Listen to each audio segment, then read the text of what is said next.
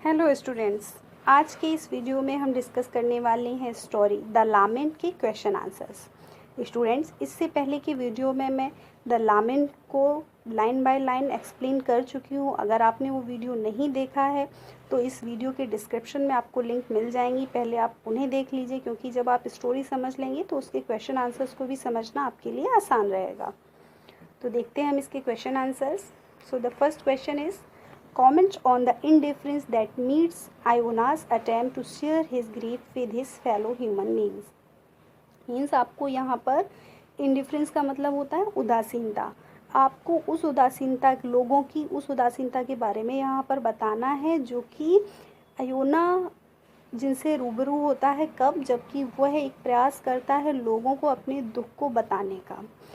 इस क्वेश्चन आपको समझ में आ गया होगा कि जब अयोना कई लोगों से, अगर आपने स्टोरी को देख लिया है, कई लोगों को अपने दुख के बारे में बताने की कोशिश करता है, लेकिन कोई भी उसकी दुख को समझता नहीं है, उसकी बात को सुनता नहीं है, तो वो उदासीन रहते हैं लोग उसके प्रति। तो वही आपको उसको डिस्क्राइब करना है कि किस तरीके से है। तो आंसर देख लेते हैं। अयोना Potapov had lost his son who died a week before. He wished to share his sufferings and his emotions and griefs at his loss.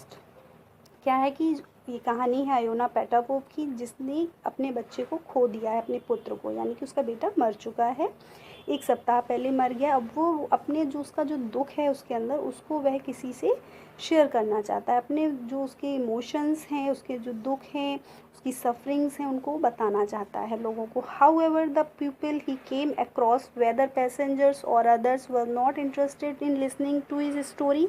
Either the people were in hurry or were tired और busy.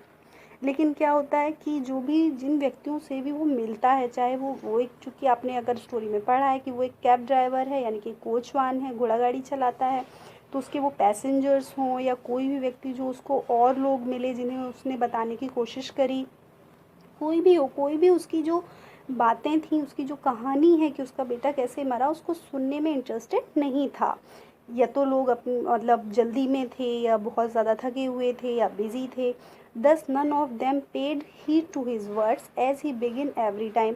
और इस प्रकार कोई भी व्यक्ति उसके शब्दों पर ध्यान नहीं देता है, जैसा कि वो हर बार मतलब लोगों को बताने की कोशिश करता है जिससे भी वो मिलता है। Finally told it all to his horse, और लास्ट में वो अपनी पूरी कहानी अपने घोड़े को बताता है। तो ये सारी चीज़ें, इनसे हमें पता चलता है कि किस प्रकार लोग उसके जो दुख है उनके प्रति उदासीन हैं। Next question, what impression of the character of Iona do you get from this story. यहाँ पर आपको बताना है कि अयोना जो है उसका जो कैरेक्टर है, चरित्र है, वो किस प्रकार का है, स्टोरी से आपको क्या समझ में आया। तो अब अयोना के बारे में बात करेंगे कि अयोना किस तरीके का व्यक्ति है। Iona was an old cab driver, he lost his young son, being lonely he was reduced to a phantom figure. Iona जो है एक बूढ़ा कैब ड्राइवर है, कोचवान है, उसने अपने बच्चे को खो दिया है, अपने बेटे को, और वो बहुत ही अकेला है। कहानी में आपने पढ़ा है शुरुआत में कि वो बैठा हुआ है अकेला, उसके ऊपर बहुत सारी बर्फ़ पड़ी है, बर्फ़ ने उसको ढक लिया है पूरा सर से लेके पाँव तक। तो वो इसमें ना एक बिल्कुल सफ़ेद प्रेत जैसा, मतलब भूत जैसा, फैंटम जैसा दिखाई दे रहा है।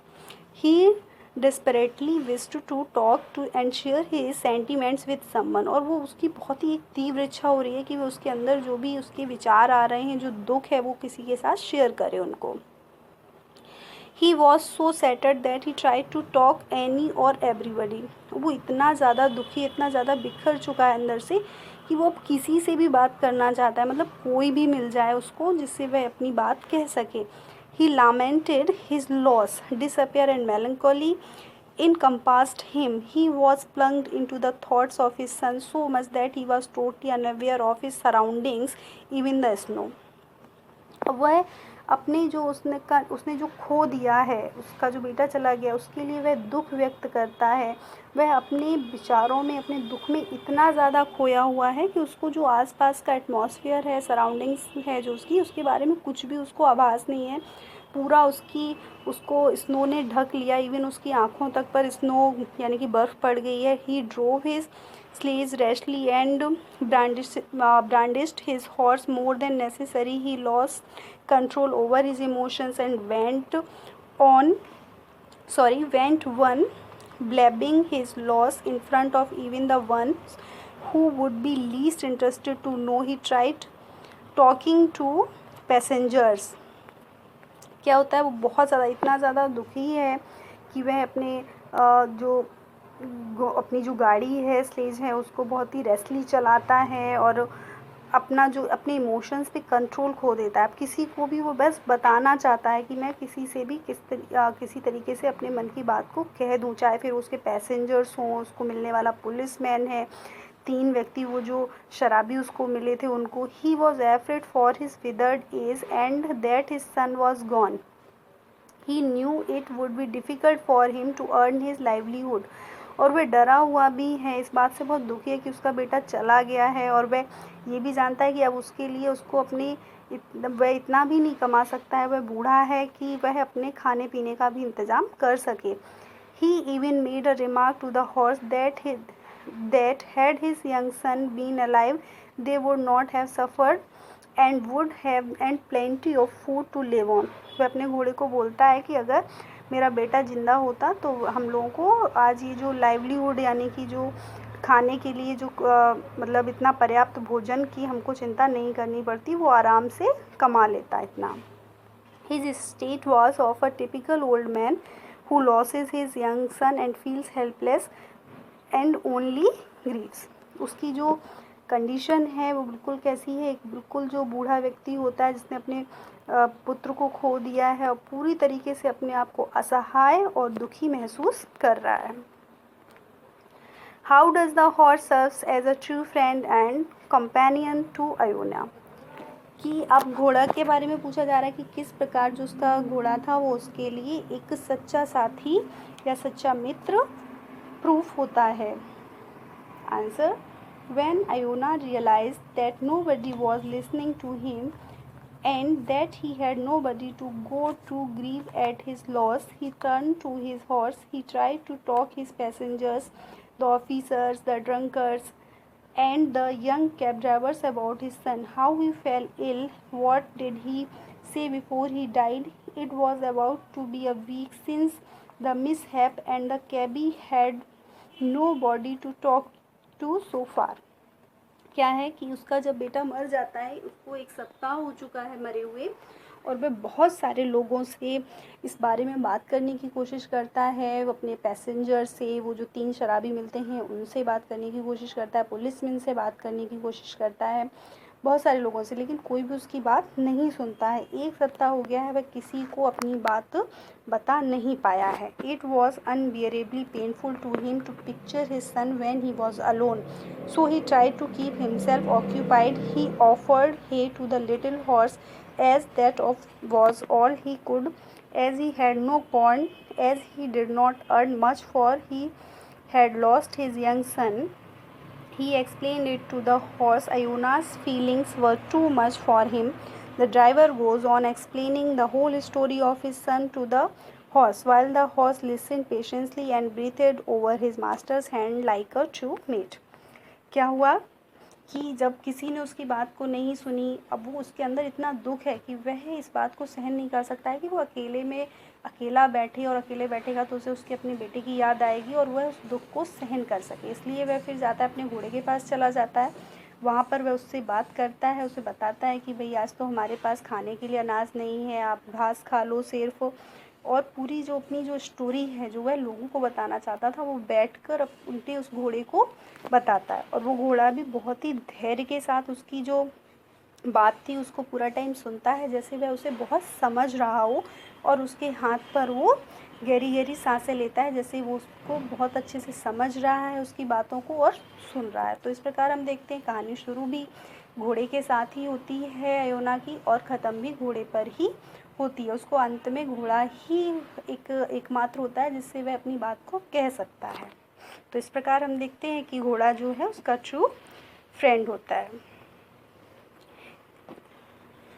Empathy and understanding are going out of modern society. The individual experiences intense alienation from the society around him or her.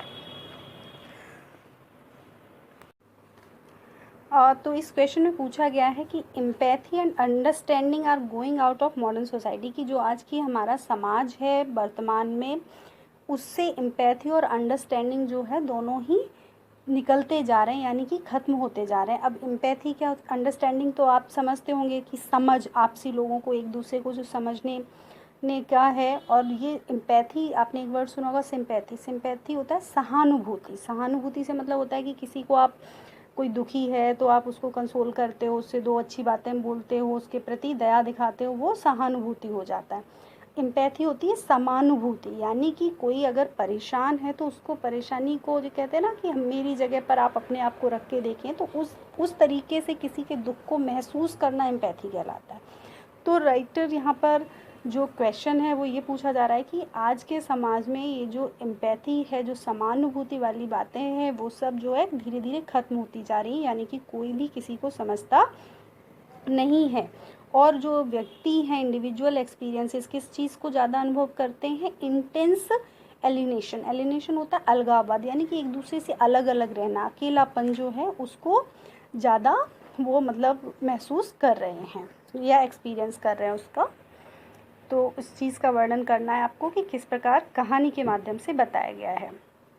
तो देखिए, we have entered an era that feeds on globalization, यानी कि वैश्वीकरण के युग में हम लोग हैं। A world that is drive in fast technology, जो कि कैसा है संसार है, ड्राइव इन बाई किसके द्वारा चालित, टेक्नोलॉजी, तकनीकी जहाँ पर बहुत विकास कर रही है। The age old emotions and sentiments are all bygone, और आज के इस समाज में जो इमोशंस हैं, यानी कि भावनाएं जो हैं, सेंटिमेंट्स जो हैं हमारे, वो सब क्या हो गए हैं, संवेदनशीलता, सेंटिमेंट्स में होता है संवेदनशीलता, वो सब जैसे ऐसे लगता है समाज से चले गए हैं।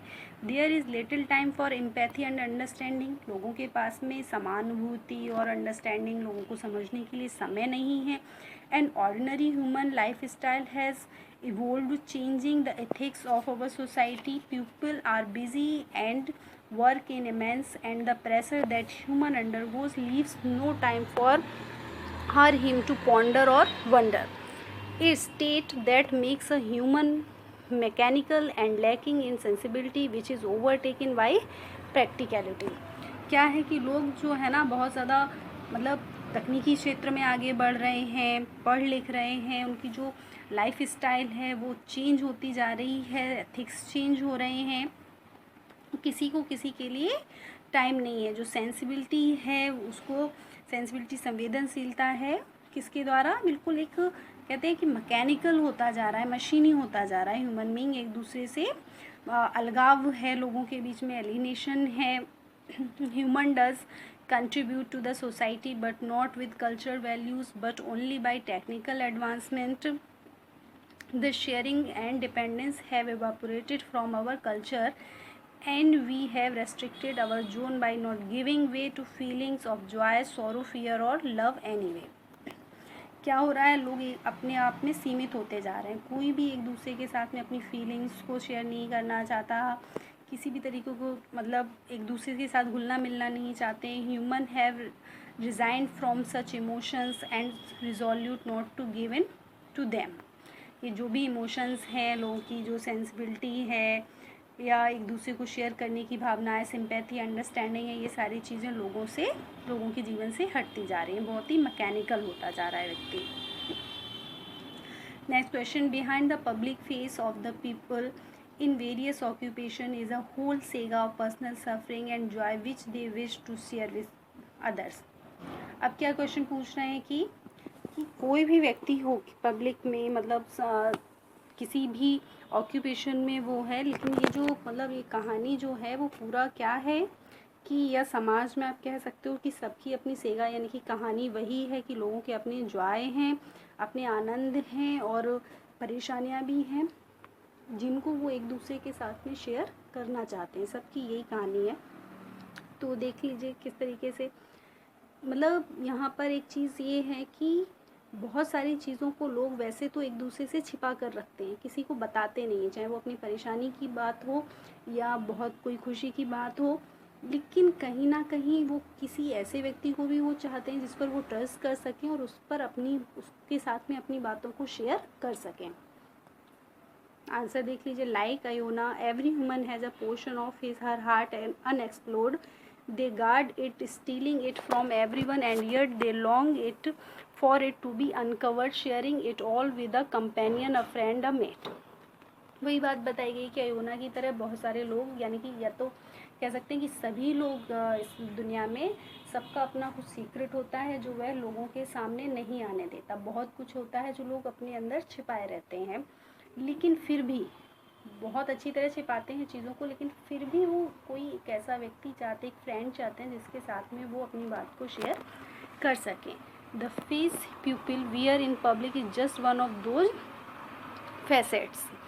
और जो सामने लोगों के जो चेहरा होता है वो क्या होता है कि बस एक कोई मतलब उसके जो जीवन का पहलू होता है जो वह लाइफ लोगों को, दूसरों को दिखाता है। ये तो हम सभी जानते हैं कि जैसा हम दूसरों के सामने शो करते हैं एक्चुअली में वैसे नहीं होते बहुत सारे लोग। तो वही यहाँ पर बता रहे हैं, there is a child inside everyone, a male in every female and a female in every male, unknown hidden, they keep them locked inside and yet crave to share with someone. क्या होता है कि हर एक बड़े व्यक्ति में एक बच्चा छिपा होता है, यानी कि वह कुछ ऐसी चीज़ें करना चाहता है, एंजॉय करना चाहता है बच्चों की तरह, लेकिन वो कर नहीं सकता, उसको छिपाए रहता है उन इच्छाओं को, उन जो भी उसके अंदर डिज़ायर्स होती हैं उनको। हर मेल के अंदर एक फ़ीमेल होती है, एक फ़ीमेल के अंदर मेल होता है, अननोन, हिडन कहना चाहते हैं, वो सब उनको हर व्यक्ति अपने आप में उनको लॉक रखता है। लेकिन लॉक रखने के साथ साथ वो ऐसा भी चाहता है कि कोई ऐसा विश्वास पात मिले जिससे वह उनको शेयर कर सके। This world of today where we all are much wiser and practical and much more busy get little time to spend and share the inner self of ours with someone. लेकिन आज के समय में है क्या कि हम सब लोग बहुत ज़्यादा बुद्धिमान होते जा रहे हैं, प्रैक्टिकल होते जा रहे हैं, लाइफ में बहुत बिजी हैं और बहुत कम टाइम हमारे पास है कि हम एक्चुअल में हैं वो लोगों के साथ में हम शेयर कर सकें। The true face behind us all is sealed carefully and it long to be known understood. जो एक्चुअल हमारा फेस होता है, जो हम वास्तव में रियल होते हैं, वो हम बहुत ही सावधानी के साथ लोगों से छिपाते भी हैं और साथ में ये भी चाहते हैं कि लोग उसी को जाने। अंडरस्टूड, हमें समझें लोग। We all holds our souls back yet we wish to share our dark secrets with someone. बार फिर से वही बात कही गई है कि हम लोग बातों को छिपा के रखते हैं और सीक्रेट्स रखना चाहते हैं और किसी के साथ उसको शेयर भी करना चाहते हैं। Our sufferings, our joys, our desires, our hidden self, and in this modern world few find that true mate with whom they can share their personal joys and sufferings which they keep locked away in their hearts। और हम सभी के अंदर हम लोग अपनी ये जो जॉय है, सफरिंग है, डिज़ायर्स हैं, इनको छिपा कर रखते हैं। और आज के समाज में बहुत कम ऐसे लोग हैं जिनको एक सच्चा साथी मिलता है या मित्र मिलता है जिसके साथ वह अपनी भावनाओं को शेयर कर सकते हैं। अगला क्वेश्चन एप्रिसिएशन से, यानी कि ये एप्रिसिएशन वाले क्वेश्चन समीक्षात्मक होते हैं जिसमें जैसे पूछा जाता है कि टाइटल अप्रोप्रिएट है या नहीं है, इस तरीके के क्वेश्चंस। तो ये पूछा क्वेश्चन है इसका first, the story begins with a description of the setting, how does this serve as a fitting prelude to the event described in the story. तो यहाँ पे कहा गया है कि स्टोरी जो है जिस तरीके की डिस्क्रिप्शन से, यानी कि जो वर्णन किया गया है एटमॉस्फेयर का, समय का, जगह का, कि वो उस कहानी के मूड के अनुसार से फिट होता है या नहीं, वह आपको बताना है। कि यानी कि जो कहानी जैसे दुख की और उस कहानी है एक व्यक्ति की, और जो उसका जो एटमॉस्फेयर बताया गया है कि बर्फ़ पड़ रही है, वो बर्फ़ से ढका हुआ बैठा है, वो सब जो है ना आपस में कनेक्ट एक दूसरे को सपोर्ट करते हैं या नहीं। देख लीजिए, the story of Iona Potapov is one of the suffering, the setting describes in the beginning sets the mood of the reader, the atmosphere is full of gloom and darkness as it is a day covered with snow. ये कहानी किसकी है? अयोना पेटापोव की है। जो कहानी है उसकी जो सेटिंग रखी गई है वो शुरुआत में ही जो रीडर है, यानी कि जो उसको पढ़ने वाला है, उसके मूड को ऐसा सेट कर देती है कि हाँ अभी कुछ तो भी इसमें ऐसा है जो दुख देने वाला है, या कुछ ऐसा इसमें बताया गया है जो मनुष्य के हृदय को छूने वाला है। जैसा कहानी में है उसके दुखों का वर्णन किया गया है योना के, उसी तरीके से एटमॉस्फियर है जो वो भी कैसा है, फुल ऑफ ग्लूम, यानी कि उदासी भरा, अंधकार है, डार्कनेस है, और कैसा स्नो से भरा हुआ है, बर्फ से भरा हुआ है. The author try to evoke melancholy in the reader's heart through the environment he describe so that the reader is set in tune with the mood of protagonist.